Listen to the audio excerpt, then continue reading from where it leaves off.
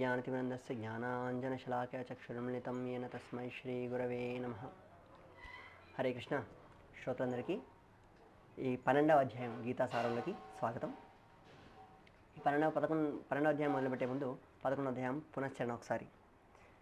11వ అధ్యాయంలో మనం నేర్చుకున్నాము రూప అనేటువంటి ఎక్రానిమ్ తోటి. మొదట అర్జునుడు అభ్యర్థిస్తాడు భగవంతుడి విశ్వరూపం దర్శనం ఇవ్వమని చెప్పేసి. రెండవది భగవంతుడు విశ్వరూప దర్శనాన్ని ఇవ్వటం. ఇక మూడవది విశ్వరూపానికి అర్జునుడి యొక్క ప్రార్థనను చూసాం. ఇక నాలుగవది భగవంతుడి యొక్క చతుర్భుజ రూపం, దాని తర్వాత ద్విభుజ రూపాన్ని భగవంతుడు చూపించాడు. ఈ విధంగా 4 భాగాల్లో చూసాం. మరి ఇప్పుడు 12వ అధ్యాయంలో GOD అనేటువంటి అక్రానిమ్ చూస్తున్నాం. మొదటిది భగవంతుడు గురించినటువంటి తన దేవాది దేవుడు ఏ విధంగా అని భగవంతుడు అర్జునుడికి వివరిస్తాడు. తర్వాత ఎంపికలు, అంటే భగవంతుడు ఈ భక్తి యోగంలో చాలా స్థాయిల్లో భక్తుడిని ప్రోత్సహించాలని చూస్తాడు. అందుకని ఆయనకి రకరకాలైనటువంటి అవకాశాలు ఇస్తాడు.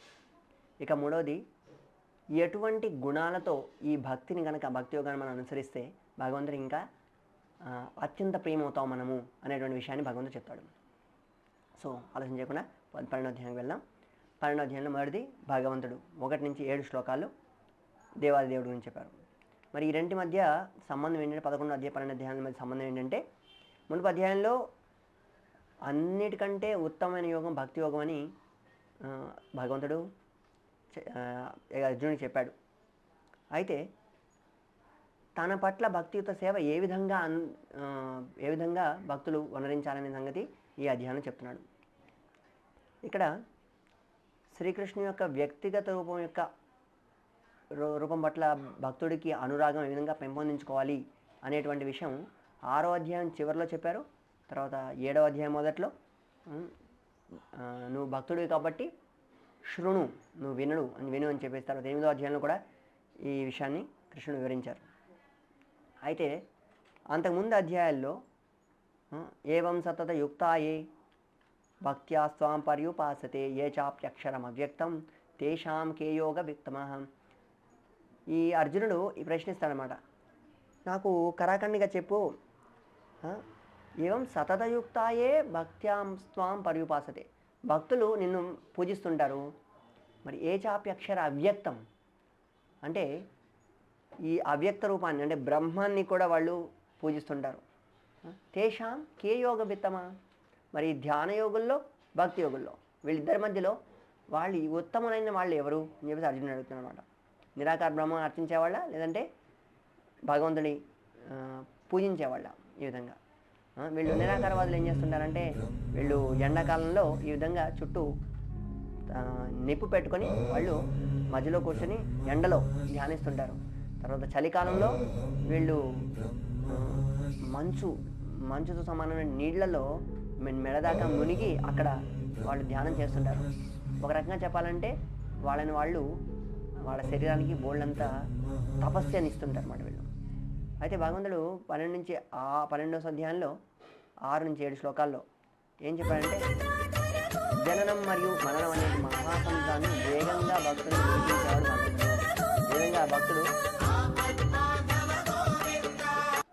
ఈ విధంగా భక్తుడు ఇబ్బందులు ఉన్నప్పుడు భగవంతుడు వెంటనే వచ్చి, ఈ విధంగా మనం చూస్తున్న ఉదాహరణ ఏమంటే గజేంద్రుడు కష్టాల్లో ఉన్నప్పుడు విష్ణువు గరుడ వాహనం మీద చాలా వేగంగా వచ్చి గజేంద్రుడు ప్రార్థన చేయగానే విష్ణుమూర్తికి వేగంగా వచ్చి ఆ మొసలిని చంపేసి గజేంద్రుడికి మోక్షాన్ని ఇచ్చాడనమాట. సో ఈ విధంగా చెప్తున్నాడు అనమాట. సో అందుకనే ఇప్పుడు అర్జునుడు అడిగినప్పుడు ఏమంటే, అర్జునుడు ఏం చేద్దాం అనుకుంటున్నాడంటే కృష్ణుడి నుంచి పూర్తి క్లారిటీ, స్పష్టత విందాం అనుకుని చేస్తున్నాడు అనమాట. అందుకనే ఈ ప్రశ్న అడుగుతాడు, ఏవం సతతయుక్తాయే భక్త్యా స్వాం పర్యుపాసతే ఏ చాప్యక్షరం అవ్యక్తం తేషాం కే యోగ విత్తమా.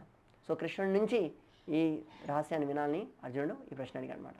ఇంత తపస్సు చేసేవాళ్ళు నీకు ఇష్టమా, లేదంటే భక్తి యోగుడా? సో 2వ శ్లోకం నుంచి భగవంతుడు చెప్తున్నాడు, శ్రీ భగవాన్ వాచ మయ్యావేశ్య మనో ఏ మాం నిత్యయుక్తా ఉపాసతే శ్రద్ధయా పరయోపేత తేమే యుక్త తమోమత. సో మయ్య ఆవేశ అంటే ఎవరైతే నా భావనలో పూర్తిగా మునిగిపోయారో, మయ్య ఆవేశ అంటే భగవంతుడి ఆవేశంలోకి వచ్చారు వాళ్ళు. వాళ్ళ హృదయంలో పూర్తిగా భగవంతుడిలో నిమగ్నమయ్యారు. మనో అంటే వాళ్ళ మనస్సులో ఏమాం నిత్యయుక్త ఉపాసతే, వాళ్ళు శాశ్వతంగా భగవంతుడిని ప్రార్థిస్తుంటారు, భగవంతుడిని పూజిస్తుంటారు. శ్రద్ధయా పరయోపేత, వాళ్ళకి భగవంతుడి మీద పూర్తి నమ్మకం ఉందన్నమాట. తేమే యుక్త తమోమతా, ఇటువంటి భక్తులు యుక్తతమో అంటే వాళ్ళు నిజంగా అందరికంటే ఉత్తమమైన వాళ్ళని భగవంతుడు చాలా స్పష్టంగా చెప్పాడు అన్నమాట 2వ శ్లోకంలోనే. ఆ తర్వాత ఇప్పుడు వీళ్ళ గురించి ఏం చెప్తున్నాడు, ఎవరైతే ఈ బ్రహ్మం అంటే నిరాకారమైనటువంటి భగవంతుడి నుంచి వచ్చేటువంటి కాంతి అనమాట, ఆ కాంతి వైపు ఆకర్షితమయ్యే వాళ్ళ పరిస్థితి ఏంటి? ఏత్వక్షరం అనిర్దేశ్యం అవ్యక్తం పర్యుపాసతే సర్వత్ర గమచింత్యం చ కూటస్థమచలం ధ్రువం సన్నియమ్యేంద్రియగ్రామం సర్వత్ర సమబుద్ధయః తే ప్రాప్నువంతి మామేవ సర్వభూత హితే రతాః. ఈ నిరాకారవాదులు ఎవరైతే ఉన్నారో, అంటే భగవంతుడికి రూపం లేదు, వాళ్ళు భగవంతుడు అన్ని చోట్ల విస్తరించినటువంటి బ్రహ్మన్ అని ఒక కాంతి రూపము అని ఎవరైతే భావిస్తారో వాళ్ళ గురించి ఏం చెప్తున్నారంటే, ఈ నిరాకారవాదులు ఎవరైతే ఉన్నారో వీళ్ళు కూడా నన్ను చేరుకుంటారు అని చెప్పేసి ఈ శ్లోకాలు చెప్తున్నాడు. అయితే ఈ నిరాకారవాదుల్ని భక్తులతో వచ్చే శ్లోకంలో భగవంతుడు పోలిస్తాడు. ఏ విధంగా అంటే ఈ 5వ శ్లోకంలో ఏం చెప్తున్నాడంటే నిరాకారవాదుల యొక్క క్లిష్టమైనటువంటి మార్గం గురించి చెప్తున్నాడు కృష్ణుడు. క్లేశో అధికరస్తేషాం అవ్యక్తాసక్తచేతసాః అవ్యక్తా హి గతిర్దుఃఖం దేహవద్భిర్ అవాప్యతే. వీళ్ళ గురించి ఏం చెప్తున్నాడంటే క్లేశ అధికరస్తేషాం, వీళ్ళు ఈ విధంగా మండుటెండలో నిప్పులు పెట్టుకొని తర్వాత కటిక చలిలో వాళ్ళని వాళ్ళు గొంతు దాకా నీళ్ళలో ముంచేసుకొని ఈ విధంగా ఏదైతే తపస్సు చేస్తారో వాళ్ళు క్లేశ అధికరస్తేషాం, వీళ్ళు చాలా చాలా ఇబ్బందులు పడుతుంటారు. అవ్యక్త ఆసక్తి చేస్తారు, ఎందుకని వాళ్ళు నా అవ్యక్త రూపం మీద ఆసక్తి పడ్డారు కాబట్టి. అవ్యక్తా హి గతిర్ దుఃఖం, కృష్ణుడు ఏం చెప్తున్నాడంటే వీళ్ళ గతి అంటే వాళ్ళు పొందేది ఏంటంటే చాలా దుఃఖాన్ని అనుభవిస్తారు వాళ్ళు. దేహవద్భిరవాప్యతే, వీళ్ళు ఏదైతే నా రూపాన్ని తెలుసుకోలేకపోతారో వీళ్ళు దేహానికి బోల్డంతా కష్టాన్ని ఇస్తారు వీళ్ళని. సో మరి 6-7 శ్లోకాల్లో మరి భక్తుల సాకారవాద సరళమైనటువంటి సులభమైన మార్గం గురించి చెప్తున్నాడు ఈ 6-7 శ్లోకాల్లో. ఏతు సర్వాణి కర్మాణి మయి సన్యస్య మత్పరః అనన్యయోగేన మాం ధ్యాయంత ఉపాసతే తేషామహం సముత్తర్థ మృత్యు సంసార సాగరాత్ భవామి నచిరాత్ పార్థ మయ్యావేశిత చేతసాం. అయితే క్లేశో అధికరస్తేషాం అవ్యక్తాసక్త చేతసాం అవ్యక్తా హి గతిర్ దుఃఖం. సో వాళ్ళది చాలా దుఃఖపరమైనటువంటి మార్గం అని కృష్ణుడు చెప్పాడు. ఆ తర్వాత ఇక్కడ ఏం చెప్తున్నాడు, ఈ భక్తియుత మార్గం ఏదైతే ఉందో అది సరళమైనటువంటి మార్గం కూడా చెప్పాడు ఇక్కడ. ఏమని ఏతు సర్వాణి కర్మాణి మయి సన్యాస మత్పరః, ఈ వాళ్ళ కార్యాలన్నీ కూడా నాకే అర్పిస్తారు అని చెప్తున్నాడు. అనన్యేనవ యోగేన, నేను కాకుండా ఇంకెవ్వరి దగ్గరికి వెళ్ళరు వాళ్ళు. మాం ధ్యాయంతో ఉపాసిత, నన్నే ధ్యానిస్తూ వాళ్ళు పూజిస్తుంటారు. తేషామహం సమర్థర్త, నేను వాళ్ళని చాలా సులభంగా రక్షిస్తాను. మృత్యు సంసార సాగరత, ఈ సంసార సాగరం నుంచి వాళ్ళని వెంటనే రక్షిస్తాను.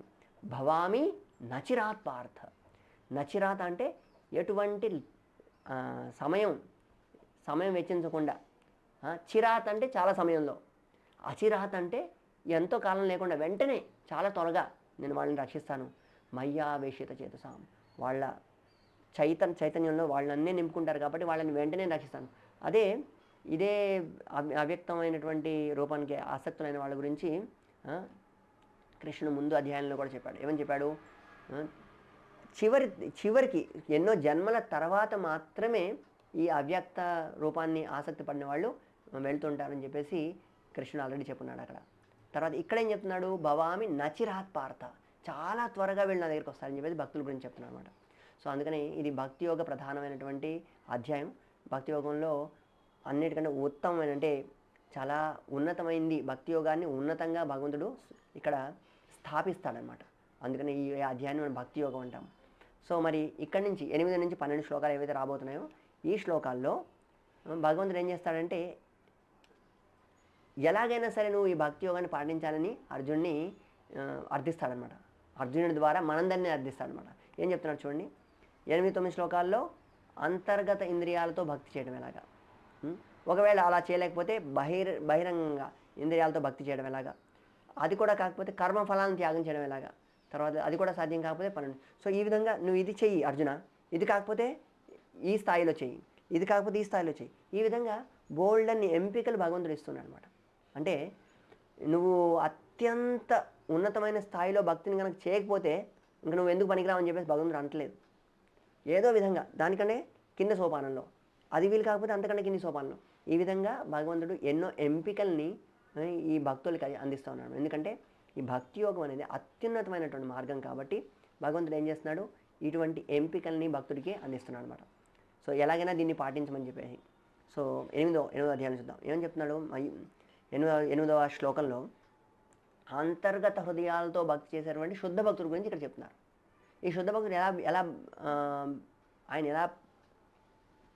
ఈ శుద్ధ భక్తుడు ఏ విధంగా వర్తిస్తాడు అనేటువంటి విషయం ఈ శ్లోకాలు చెప్తున్నమాట. మయ్యేవ మన ఆదస్త్వ మయి బుద్ధిం నివేశయ నివశిష్యసి మయ్యేవ అత ఊర్ధ్వం న సంశయ. ఈ శ్లోకంలో ఏం చెప్తున్నానంటే మయ్యేవ మన ఆదస్త్వ, వాళ్ళ మనస్సుని నా వైపే పూర్తిగా కేంద్రీకరించి, మయి బుద్ధిని నివేశయ, మనసునే కాదు బుద్ధిని కూడా నా మీదే చేసి, నా మీదే ఏకాగ్రతం చేసి, నివశిస్సి మయ్యేవ, వాళ్ళు ఎప్పుడు కూడా నా గురించే జీవిస్తుంటారు. ఇటువంటి వాళ్ళకి అత ఊర్ధ్వం న సంశయ, వాళ్ళు తప్పనిసరిగా నా ధామానికి వచ్చేస్తారని కృష్ణుడు చెప్తా ఉన్నాడు. అత ఊర్ధ్వం న సంశయ 9వ శ్లోకంలో. సో అందుకనే ఒకవేళ నువ్వు ఆ మొదటి స్థాయి అంటే అత్యంత ఉన్నతమైనటువంటి శుద్ధ భక్తుల స్థాయిలో నువ్వు భక్తి చేయలేకపోతే చింతించాల్సింది ఏమీ లేదు. 9వ శ్లోకంలో నీ మనస్సుని నా మీద స్థిరం చేయడానికి ప్రయత్నించు అర్జున. ఏం చెప్తున్నాడు, అత చిత్తం సమాధాతుం న శక్నోషి మయి స్థిరం అభ్యాసయోగేన తతో మామిచ్ఛాంతం ధనంజయ. ఇక్కడ ఏం చెప్తున్నాడంటే ఒకవేళ నువ్వు నీ మనస్సుని పూర్తిగా చిత్తాన్ని నా మీద కనుక ధ్యానం చేయలేకపోతే, నా శక్నోసి మయి స్థిరం, ఒకవేళ నా మీదే స్థిరంగా నువ్వు నీ మొత్తం ఇంద్రియాలని బుద్ధిని తర్వాత నీ మనస్సుని నిగ్రహం చేయలేకపోతే అప్పుడు ఏం చేయ అర్జున, నా శక్నోసి మయి స్థిరం, అప్పుడు అభ్యాసయోగేనతతో, అభ్యాసం అంటే సాధన చేయి అర్జున, అభ్యాసయోగేనతతో మామిచ్ఛాప్తం ధనంజయ. అయితే దీంట్లో ఒక పెద్ద స్పెషల్ క్వాలిఫికేషన్ చెప్పాను. ఏమని, నన్ను పొందడానికి ఇచ్ఛతోటి, నన్ను పొందాలనేటువంటి తీవ్రమైన ఇచ్ఛతోటి అభ్యాస యోగాన్ని చెయ్యి. ఎందుకంటే మనం ఎంత తీవ్రంగా భగవంతుని పొందాలని ఇచ్ఛ చేస్తామో అంత తీవ్రంగా మనం ముందుకు వెళ్ళి భగవంతుని పొందుతాం అన్నమాట. అందుకనే మామిచ్ఛాప్తం ధనంజయ. అందుకని మనం అభ్యాసం చేసేటప్పుడు మనకు ఉండాల్సిన మనకి ఏం కావాలంటే భగవంతుడిని పొందాలనేటువంటి అత్యంత ఆతురత కావాలన్నమాట. అందుకని ఈ శ్లోకంలో మామిచ్ఛాప్తం ధనంజయ అభ్యాస యోగేనతతో, అభ్యాసం చేయి అంటే రోజు ఒక సత్వగుణంలో రోజు ఒకే సమయంలో భగవంతుడి నిరంతర ధ్యానం చేయడం. సో దీన్ని అభ్యాసం అంటారు. భగవంతుడి మీద మనసు నిలబడదు, కానీ ఈ భక్తుడు ఏం చేస్తుంటాడు, అభ్యాసం చేస్తున్నాడు ఆ విధంగా. సో ఈ రెండు సాధ్యం కాదని ఎవరన్నా అంటే అప్పుడు ఏం చెప్తున్నాడంటే కృష్ణుడు ఏమంటున్నాడంటే, కృష్ణుడు కోసం నా గురించి నువ్వు పని చేయటే, నువ్వు నీ మనస్సుని నా మీద లగ్నం చేయడానికి ప్రతిరోజు చేసేటువంటి సాధన కనుక వీలు కాకపోతే నువ్వేం చెయ్యి, నీ మనస్సు నీ ఇంద్రియాలతోటి నాకు సేవ చెయ్యి. ఇది కూడా భక్తియుత సేవ అవుతుంది. కనీసం ఇంద్రియాలని నాలో పెట్టు. ఏమవుతుంది, దీనివల్ల ఏమవుతుందంటే ఇంద్రియాలని భగవంతుడి సేవలో ఎప్పుడైతే వినియోగిస్తామో మన మనస్సు కూడా ఇంద్రియాలతో పాటు పరిగెడుతుందనమాట. సో ఇంద్రియాల వెనక మనస్సు పరిగెడుతుంది. ఆ విధంగా అభ్యాసేప్య సమర్థోసి మత్కర్మ పరమో భవ. ఒకవేళ నువ్వు ఆ అభ్యాసం ప్రతిరోజు చేయాల్సిన అభ్యాసం నీకు చాలా కష్టమైపోయింది అనుకోండి అర్జున, అప్పుడు నా గురించి నువ్వు పని చేయి, నీ ఇంద్రియాల్ని నా సేవలో వినియోగించు.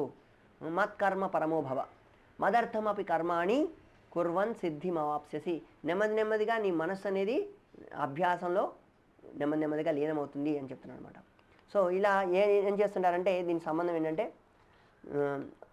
ఒకవేళ మనస్సుని ప్రతిరోజు భగవంతుడి మీద లగ్నం చేయడానికి చేసేటువంటి సాధన ఎవరికైనా వీలు కాకపోతే ఈ విధంగా ఏవైతే 4 రకాలైనటువంటి మన సహజమైనటువంటి కార్యాలు ఉన్నాయో ఈ కార్యాలని భగవంతుడి కోసం మాత్రమే మనం చేయాలన్నమాట. అలా చేయడం ద్వారా ఏమవుతుంది, నెమ్మదిగా మనసు అభ్యాసంలోకి రావడానికి ప్రయత్నం చేస్తుంది. మరి ఇది కూడా నువ్వు చేయలేకపోతే అప్పుడు ఏం చెప్తున్నాడు అంటే కృష్ణుడు కర్మఫలాలను త్యాగం చేయమంటున్నాడు. అంటే మనం చేసి ఇప్పుడు కర్మఫలం అంటే ఏంటంటే మనం ఏదైనా కార్యం చేస్తున్నాం అనుకోండి, ఉద్యోగం చేస్తున్నాము, లేదంటే బిజినెస్ చేస్తున్నాము, ఇంకొకటి ఏదైనా చేస్తున్నాము. ఈ కార్యం చేస్తున్నప్పుడు వాటి నుంచి వచ్చే ఫలాన్ని భగవంతుడికి ఇవ్వమంటున్నాడు. కార్యాలు భగవంతుడి కోసం చేయలేకపోతున్నాం. కార్యాలు భగవంతుడు చేయకపోతే దానివల్ల కూడా ఇబ్బంది లేదు. ఒకవేళ నువ్వు అది కూడా చేయలేకపోతే నా గురించే నా కార్యాల్లోనే అన్ని సమయాల్లో నిమగ్నం కాలేకపోతే నువ్వు ఏదైతే కార్యాల్లో నిమగ్నం అవుతున్నామో ఆ కార్యాల నుంచి వచ్చే ఫలాన్ని లేకపోతే అందులో కొంత భాగాన్ని నాకు అర్పించు.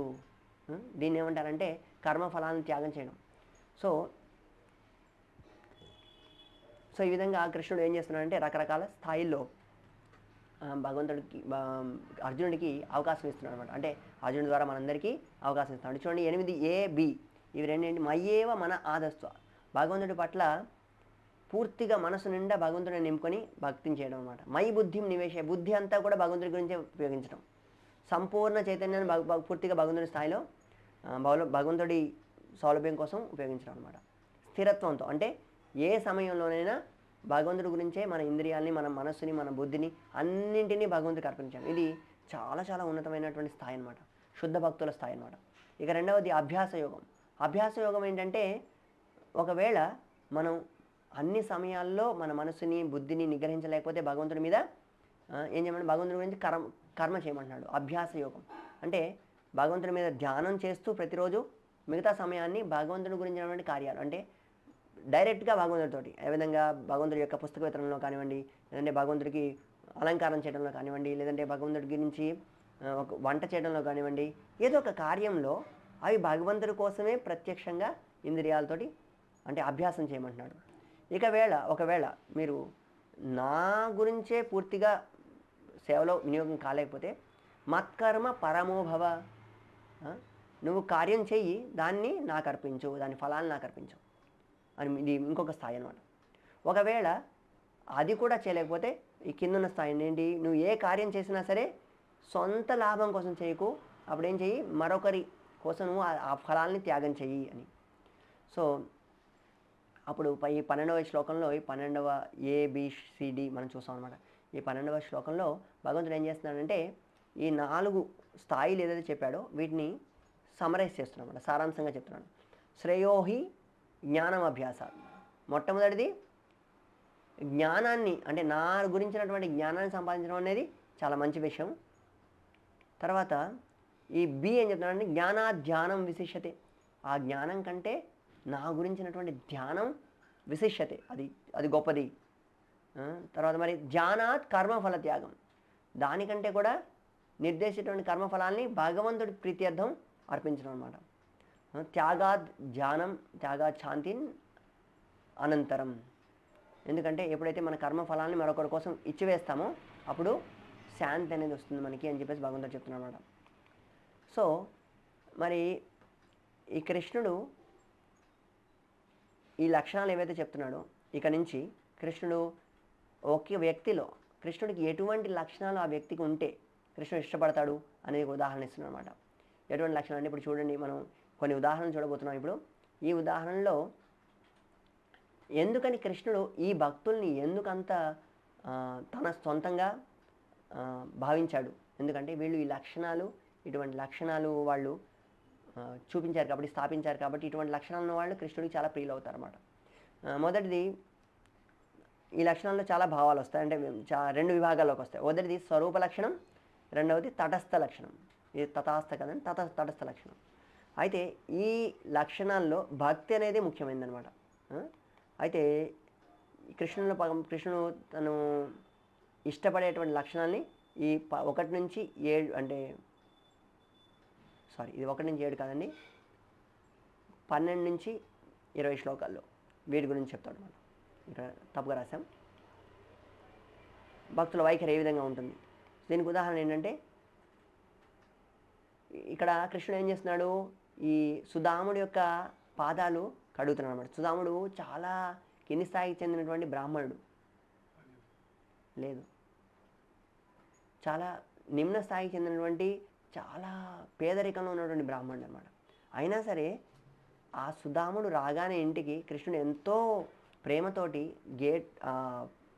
ద్వారం దాకా వెళ్ళి ఏం చేశాడు, దాన్ని స్వాగతించాడు. అతను స్వాగతించి తన సొంత మంచం మీద కూర్చోబెట్టి, పట్టుపరుపు మీద కూర్చోబెట్టి తన పాదాలని, అంటే ఇన్నాళ్ళు నడిచి వచ్చినటువంటి అలసిపోయినటువంటి పాదాలు ఏవైతే ఉన్నాయో ఈ సుదాముడివి, అవి సుగంధభరితమైనటువంటి జలాలతోటి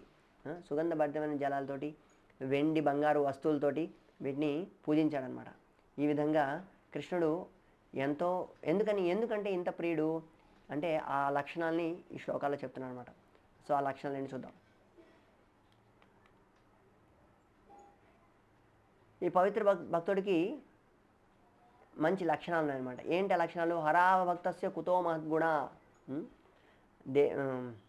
యస్యాస్తి భక్తిర్భగవత్య కించన సర్వైర్గుణైస్తత్ర సమాసతే సురా హరావ భక్తస్య కుతో మహద్గుణ మనోరథేణ అసతి ధావతో బహి.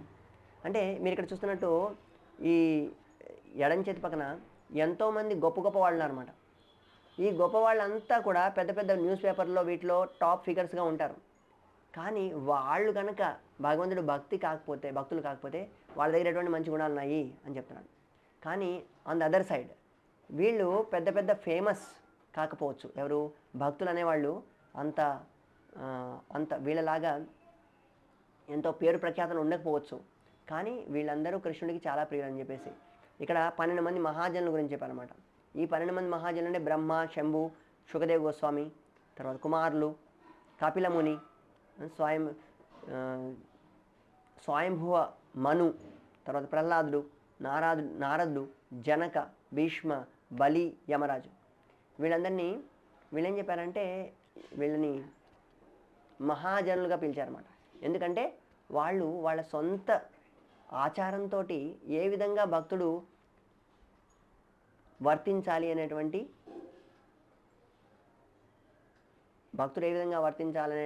స్థాయిని వాళ్ళు నెలకొల్పారన్నమాట. అందుకని వీళ్ళు మహాజనులు అంటారు. సో మొట్టమొదటిది ఏంటంటే వాళ్ళకి అసూయ లేనటువంటి వాడు, అద్వేష్ట సర్వభూతానాం, ఎటువంటి అసూయ లేదు ఎవరి పట్ల. దీనికి ఉదాహరణ ఏంటంటే ఈ మృగారి అనేటువంటి ఒక వేటగాడు ఉండేవాడు అనమాట. ఈ వేటగాడు ఈ జంతువులు ఏవైతే ఉన్నాయో అడవిలో వాటిని సగం చంపేవాడు అనమాట. ఎందుకంటే సగం చంపిన తర్వాత అవి బాగా కొట్టుమిట్టాడుతుంటాయి చూడండి, ఆఖరికి ప్రాణాల కోసం. అలా వాటిని కొట్టుమిట్టాడేటప్పుడు ఈ మృగారి చాలా ఆనందపడేవాడు. అప్పుడు నారదముని ఈ భక్తుడి దగ్గరికి వచ్చి, ఈ మృగారి దగ్గరికి వచ్చి ఈ మృగారితో ఎందుకు ఈ విధంగా వీటిని హింసిస్తున్నావు, దీనివల్ల నువ్వు నరకానికి వెళ్తావని ఆయనకు ఒక దృష్టాన్ని చూపిస్తారన్నమాట. దాని నుంచి ప్రభావితమైనటువంటి ఈ మృగారి మళ్ళీ తను జీవితంలో ఇటువంటి జంతువుల్ని చంపను అని చెప్పేసి ఆయన తీసుకోవడానికి కాకుండా మళ్ళీ నారదముని తను చూడడానికి వచ్చినప్పుడు తనకి దండవత ప్రణామాలు అంటే ప్రణామం చేయడానికి వంగుతాడు అన్నమాట కిందికి. అప్పుడు అక్కడ తను చీమల్ని గమనిస్తాడు. ఇప్పుడు చీమల్ని మాత్రం నేను ఏ విధంగా హింసించగలను, ఎందుకంటే చీమలు కూడా భగవంతుడి అంశలు, వాటికి కూడా జీవం ఉంది, అవి కూడా ప్రాణం ఉంది, వాటికి కూడా ఏముంది, వాటికి కూడా నొప్పి కలుగుతుంది అటువంటి ఇటువంటి ఔన్నత్యం కలిగినటువంటి మృగారి అద్వేష్ట అంటే ఏ జీవి పట్ల కూడా అసూయ లేనటువంటి వాడు అన్నమాట. మైత్ర కరుణ ఏవచ, అన్ని వైపు ఎవరైతే తాను యజమాని భావించారు. ఇక్కడ మీరు చూస్తున్నారు ఈ ఉదాహరణ ఎవరిదంటే మహారాజా ప్రతాపరుద్రుడు. ఈ ఒరిస్సాని పాలించేటువంటి ప్రతాపరుద్రుడు చైతన్య మహాప్రభు ఆయన కలుద్దాం అనుకొని అర్జీ పెట్టుకుంటారన్నమాట. కానీ చైతన్య మహాప్రభు రాజు కాబట్టి ఆయనకి అటువంటి అవకాశాన్ని ఇవ్వరన్నమాట. అయితే ఒకసారి ఏం జరుగుతుందంటే రథయాత్ర జరుగుతున్నప్పుడు ఎక్కడైతే పహండి విజయం అంటారు దీన్ని, జగన్నాథుడిని రథం మీద తీసుకొచ్చేటువంటి ఒక వేడుక. ఈ వేడుకలో జగన్నాథుడిని తీసుకొచ్చేటప్పుడు అప్పుడు రాజు స్వయంగా బంగారపు చీపురు పట్టుకొని, బంగారపు హ్యాండిల్ ఉన్నటువంటి చీపురు పట్టుకొని జగన్నాథుడు వచ్చేటువంటి స్థానాన్ని రాజు ఏం చేస్తాడంటే తను ఒక సేవకుడుగా తను భావించి దాన్ని శుభ్రం చేయడం మొదలు పెడతాడనమాట. ఇది చైతన్య మహాప్రభుకి ఎంతో నచ్చుతుందన్నమాట. ఎందుకంటే ఆయనకి ఎంతో పెద్ద స్థానంలో ఉండి కూడా, రాజు స్థానంలో ఉండి కూడా ఈ ప్రతాపరుద్ర మహారాజు తను ఎప్పుడు దాసుడుగా భావించాడనమాట. అందుకని ఎటువంటి అహంకారం లేనటువంటి ఇటువంటి ఉన్నతమైనటువంటి భక్తి భగవంతుడికి నచ్చుతుందన్నమాట. ఇంకేంటి, ఎవరు కూడా సుఖము దుఃఖం రెండింటిలో కూడా సమానంగా ఉంటారు. ఎవరైతే సహనంతో ఉంటారో, ఎప్పటికీ సంతృప్తి చెందుతారో వీళ్ళు నాకు చాలా ప్రియులని చెప్తున్నాను. దీనికి ఉదాహరణ పరీక్షణ్ మహారాజు. పరీక్షణ్ మహారాజు ఎంతో గొప్ప మహారాజు, ప్రపంచానికి చక్రవర్తి ఆయన. అటువంటి పరీక్షణ్ మహారాజుకి ఒకే క్షణంలో ఈ శృంగి అనేటువంటి బ్రాహ్మణ కుమారుడు శాపం ఇచ్చాడు, 7 రోజులు నువ్వు చనిపోతావని చెప్పేసి. మొత్తం ప్రపంచానికి రాజు చక్రవర్తి 7 రోజుల్లో చనిపోవడానికి ఆయనకి శాపం వచ్చింది. అయినా సరే ఆ శృంగిని మళ్ళీ శపించేటువంటి శక్తి ఉన్నా సరే, అయినా పరీక్షణ్ మహారాజు తను శపించలేదు సరికదా, మళ్ళీ వెళ్ళి కలిస్తే వాళ్ళు ఏమైనా బాధపడతారేమో అని వాళ్ళని చూడకుండా వాళ్ళని వెళ్ళి చూడటానికి కూడా తిరస్కరించారన్నమాట. తనకు జీవితంలో వచ్చినటువంటి భగవంతుడు నన్ను రక్షిస్తే నేను రక్షింపబడతాను, ఎందుకంటే నేను మా అమ్మ పొట్టలో ఉన్నప్పుడు భగవంతుడు స్వయంగా నన్ను రక్షించాడు. ఇప్పుడు కూడా భగవంతుడు రక్షించదలుచుకుంటే రక్షిస్తాడు, లేదంటే నేను మరణిస్తాను, నాకేం ఇబ్బంది లేదు. అంత కష్టం, మరణించేటువంటి కష్టం వచ్చినా సరే పరీక్షణ్ మహారాజు ఎప్పుడు కూడా నిరాశపడలేదన్నమాట. సుఖంలో దుఃఖంలో అన్నింటిలో సమానంగా ఉన్నాడనమాట. ఈ సమానత ఏదైతే ఉందో ఇది భగవంతుడు నచ్చుతుంది.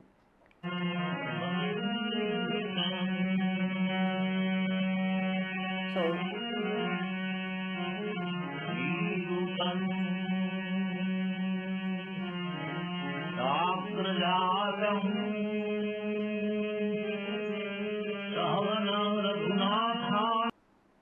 శిల్ ప్రభుపాల్ వారి ఉదాహరణ అనమాట. శిల్ ప్రభుపాల్ వారు తన ఇంద్రియాలని పూర్తిగా నిగ్రహించి ఆయన ఏం చేశారు, భక్తియుత సేవలో నిమగ్నమై అమెరికా వెళ్ళి 70 సంవత్సరాల సమయంలో అమెరికా వెళ్ళి అక్కడ ఎటువంటి ఇబ్బంది పడకుండా అక్కడ ఉన్నటువంటి అమెరికన్ యువకులు ఎవరైతే ఉన్నారో వాళ్ళకి కృష్ణుడు అంటే మాట ఎప్పుడు వినలేదు, ప్రసాదం అన్న మాట ఎప్పుడు వినలేదు, హరే కృష్ణ మహామంత్రాన్ని ఎప్పుడు వినలేదు, వాళ్ళందరికీ ఈ శిల్ ప్రభుపాల్ వారు ప్రచారం చేశారనమాట. సో ఆ ప్రచారం చేయడానికి తన బుద్ధిని అంతటినీ వాడారు, పుస్తకాలు రాసి పుస్తకాల ద్వారా తన బుద్ధిని అంతటిని వాడారు. ఇటువంటి శుద్ధ భక్తులు నాకు చాలా ప్రియులు అని చెప్తున్నాడు కృష్ణుడు. ఇటువంటి భక్తుడు నాకు చాలా ప్రియమైన వాడని. ఎవరైతే ఇంకేం చెప్తున్నాడు, ఎవరైతే ఇబ్బందులకు గురి చేయలేరు, ఎవరినైతే ఇబ్బందుల్ని ఎవరు గురి చేయలేరు. దీనికి ఉదాహరణ ప్రహ్లాద్ మహారాజు. ఈ ప్రహ్లాద్ మహారాజు హిరణ్యకశ్యపుడు ఇచ్చినటువంటి ఇబ్బందులన్నింటినీ కూడా అవి ఇబ్బందులుగా పరిగణించలేదు అసలు. దానికి ఉదాహరణ ఏంటి, ఈ ప్రహ్లాద్ మహారాజుని పాముల కోట్లో పడేశారు, తర్వాత జంతువుల మధ్యలో పడేశారు, తర్వాత ఈ సైనికులందరూ దాన్ని రకరకాలైనటువంటి ఆయుధాలతోటి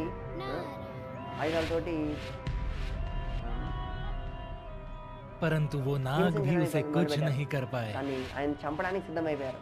అయినా సరే అతను ఎప్పుడు కూడా చలించలేదండి. సుఖ దుఃఖాన్ని భయాందోళనల మధ్య అన్నిటి మధ్య సమదృష్టితో ఉన్నాడు. మీరు చూసే ఉంటారు మరి మహావతార్ అనే నరసింహదేవ్ అనే ఒక మూవీ కూడా. ఈయన్ని పెద్ద రాయి కట్టేసి నీళ్ళలో పడేశారు, అయినా సరే పెద్ద ఏనుగు పదార్థం వేయడానికి ఆయన ప్రయత్నం చేశారు. ఇవన్నీ కూడా ఎప్పుడు ప్రహ్లాదుని భయాందోళన సమయంలో కూడా ఆయనకి ఎటువంటి భయం అంటే చలించలేదు. ఇటువంటి భక్తులు నాకు చాలా ప్రియులు అని చెప్పారు.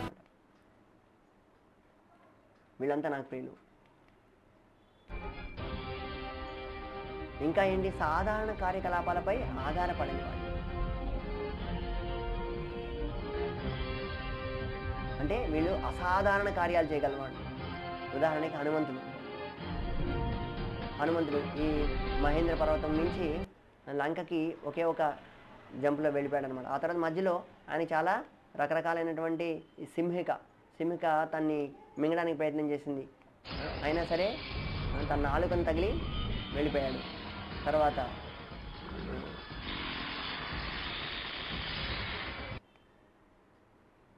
సీతాదేవిని కనిపెట్టాడనమాట. అందుకనే రాముడికి చాలా ప్రియుడయ్యాడు. నశించని భక్తియుత సేవా మార్గాన్ని అనుసరించేవాడు అనమాట. ఈ విధంగా అంటే ఎలా అయితే ధ్రువుడు ఎటువంటి ఇబ్బంది లేకుండా ఎంతో పట్టుదలతోటి భగవంతుడి నామాన్ని జపిస్తూ భగవంతుడి నామాన్ని ఉచ్చరిస్తూ భగవంతుని పూజన చేశాడనమాట. సో గురువు ఇటువంటి భక్తుడు నాకు చాలా ప్రియమని చెప్తున్నాడు. మరి విశ్వాసంతో తాను అత్యున్నత ముఖ్యమైనటువంటి లక్ష్యంగా నన్ను అత్యున్నత ఉన్నతమైన లక్ష్యంగా చేసుకొని నిమగ్నమై ఉంటారు. దానికి ఉదాహరణ శిల ప్రభుపాదుల వారు ఏం చేశారు? ఒక్క మనిషి ఆయన 70 ఏళ్ల వయసులో మొత్తం ప్రపంచం అంతా 11 ఏళ్లలో 108 సార్లు భ్రమణం 14 సార్లు భ్రమణం చేసి మొత్తం ప్రపంచం అంతా కూడా 108 మందిరాలను స్థాపించారన్నమాట.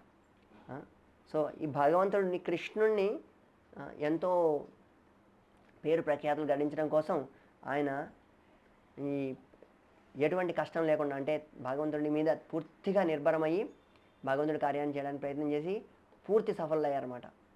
ఈరోజు 150 దేశాల కంటే ఎక్కువ దేశాల్లో ఈ హరే కృష్ణ మహామంత్రం ఈ హరే కృష్ణ ఇస్కాన్కి చెందినటువంటి సెంటర్లను ఆయన శిష్యుల ద్వారా స్థాపించగలిగారు అన్నమాట. వీళ్ళంతా కూడా నాకు అత్యంత ప్రియమైన వాళ్ళు అని చెప్పేసి భగవంతుడు చెప్తున్నమాట. ఇక మరి భక్తుని వైఖరి ఎలా ఉంటుంది?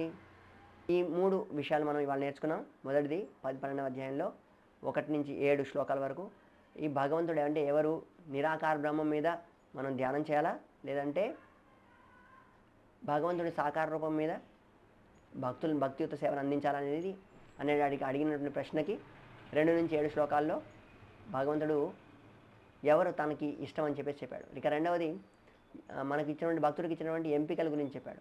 అంటే ఎవరు అతనికి భక్తియుత సేవ ఏ స్థాయిలో చేయొచ్చు ఈ విషయం గురించి భగవంతుడు చెప్పాడు.